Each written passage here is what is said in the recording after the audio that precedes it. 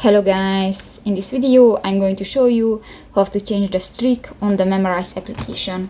But first of all, I just want to mention, please don't forget to subscribe to our channel, because at 100,000 subscribers we are going to show you our YouTube revenue statistics and growth strategy, how to make money online. So let's jump into it. First of all, open the application on your device. So that's the home screen and you can find the different buttons. New, go to the setting, the profile icon, at the upper right corner of the home screen, and go to the learning setting option. In this section you can find the second button, the streak. Click that, the change streak option, and here you can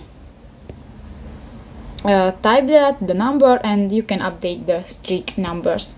So that's pretty much it for this video, guys. See you in the next one. Bye bye.